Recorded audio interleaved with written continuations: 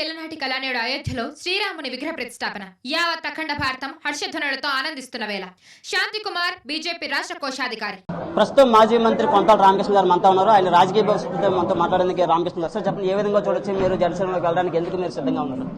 జనసేన అధినేత పవన్ కళ్యాణ్ గారికి వారిలో ఉన్నటువంటి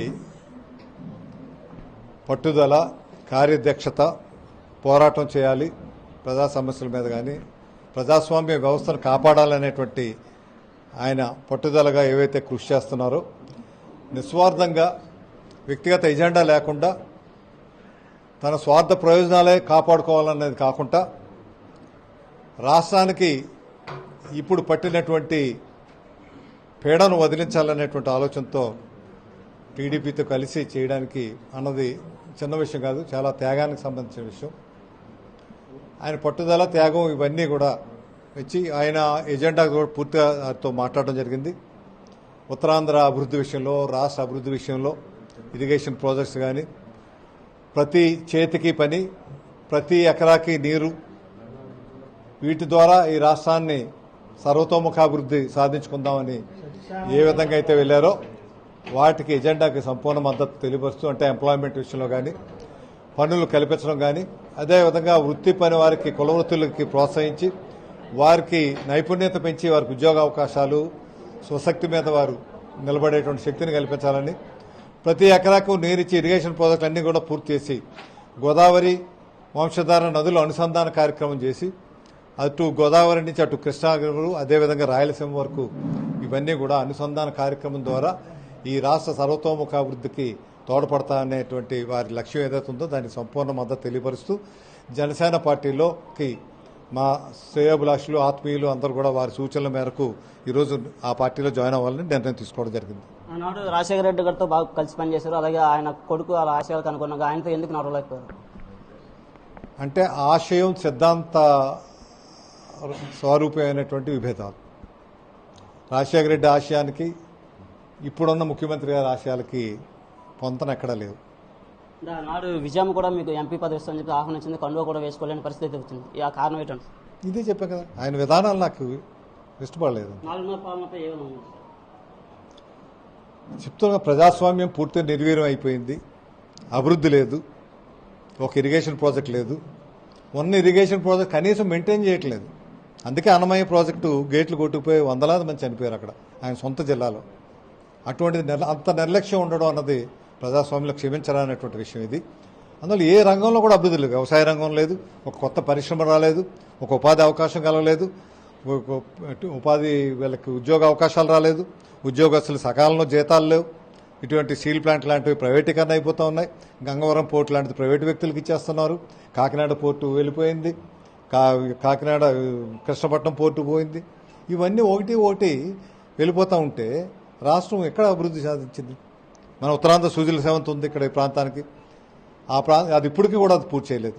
అది మరి రాజశేఖర రెడ్డి గారి టైంలో ఫౌండేషన్ వేసాం, మరి ఆ తండ్రి ఆశయాలతో పెట్టినప్పుడు అది పూర్తి చేయాలి.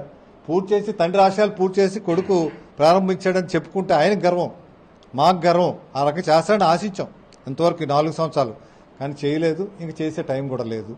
అందువల్ల ఏది కూడా ఆయన ఓ పక్కేమో మన ప్రాంతాల్లో హెల్త్ కేజీహెచ్ ఎంతో ప్రాముఖ్యత చెందింది. విమ్స్ హాస్పిటల్ పెట్టాం అప్పుడు రాజశేఖర రెడ్డి టైంలో మా ప్రభుత్వంలో. విమ్స్ హాస్పిటల్లో పెర్మనెంట్ ఉద్యోగాలు ఎవరినైనా వేశారండి డాక్టర్లు? పూర్తి స్థాయిలో పనిచేయట్లేదు అది. అదేవిధంగా ఇక్కడ క్యాన్సర్ ఎక్కువ, చిన్నపిల్లలు చనిపోవడం కానీ, గర్భిణీ స్త్రీలు చనిపోవడం కానీ, క్యాన్సర్ కానీ, కిడ్నీ వ్యాధులు కానీ ఇక్కడే ఎక్కువ. అప్పుడు పవన్ కళ్యాణ్ గారు ఆందోళన చేసి ఏదైతే ఉద్దానం మీకు కిడ్నీ వ్యాధిగ్రస్తుల వల్ల వెళ్ళి విదేశాలకు వెళ్ళి నిపుణులతో మాట్లాడి అక్కడ ఇటువంటి ఆధునిక హాస్పిటల్ ఉండాలి, అక్కడ నీటి వస్తే స్వచ్ఛమైనటువంటి త్రాగునీరు ఉండాలని పెట్టారు. ఆ ప్రాజెక్టు మొదలుపెట్టారు చంద్రబాబు నాయుడు గారు. అది మటుకు పూర్తయింది, మొన్న ఎప్పుడో చూసి అది పూర్తి చేశారు. అది తప్పితే ఒక ట్రైబల్ యూనివర్సిటీ అది కూడా అతిగతి లేకుండా ఉంది. ఏ అభివృద్ధి చెంది? ఏమీ జరగలేదు. అభివృద్ధి ఏమీ జరగట్లేదు. ఓ పక్కేమో కక్ష రాజకీయాలు ఇవన్నీ వెళ్ళిపోతున్నాయి, పోలీసింగ్ వ్యవస్థ అవుతుంది. అందువల్ల ప్రజాస్వామ్యాన్ని కాపాడాల్సినటువంటి అవసరం ఎంతైనా ఉంది. అందుగురించే ఇప్పుడు మళ్ళీ రాజకీయ రంగ ప్రవేశం చేయాలని, ఆయనతో పాటు సహకరించి ఆయనతో పాటు నడవాలని నిర్ణయం తీసుకున్నాం. 2009 వరకు మీరు లాస్ట్ అప్పుడే పోటీ చేశారు, అప్పటి నుంచి ఇప్పటి వరకు ఎందుకు పార్టీలోకి చాలా ఎన్నికల టైంలోనే కొంతల రామకృష్ణ కనబడతారని చెప్పి ఒక ప్రచారం ఉంది. ఎవరైనా చేసుకుని దాని గురించి నేను సమాధానం చెప్పాల్సిన అవసరం లేదు. నాకు నమ్మిన వాళ్ళు నమ్ముతారు, లేదని లేదు. టీడీపీ జనసేన పొత్తు ఎస్, నేను స్వాగతిస్తున్నా.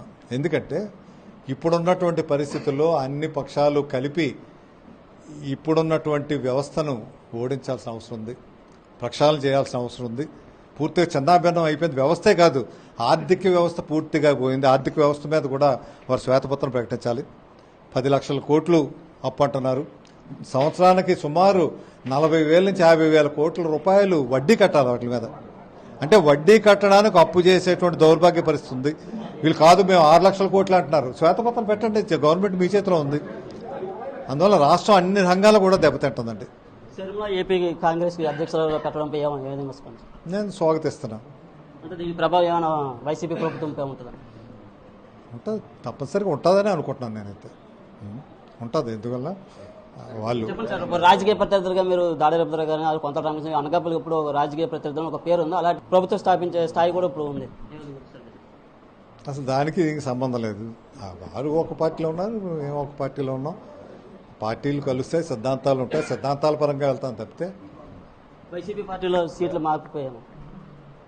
నాకు ఐడియా లేదు. నాకంటే అది వాళ్ళ పార్టీ నిర్ణయం, అది వాళ్ళ పార్టీ నిర్ణయం. ఇది కొంత రామకృష్ణ గారు చెప్తున్నాను, పూర్తిగా నేను జనసేన పార్టీలోకి నా రాజకీయ ప్రయాణం ఉంటుంది. పవన్ కళ్యాణ్ నా సిద్ధాంతాలు రెండు కలిసే కాబట్టి నేను జనసేనలో వెళ్ళడానికి సిద్ధంగా ఉన్నానని కొంత రామకృష్ణ గారు చెప్తున్న పరిస్థితి. నాయుడు RTV విశాఖ నుంచి.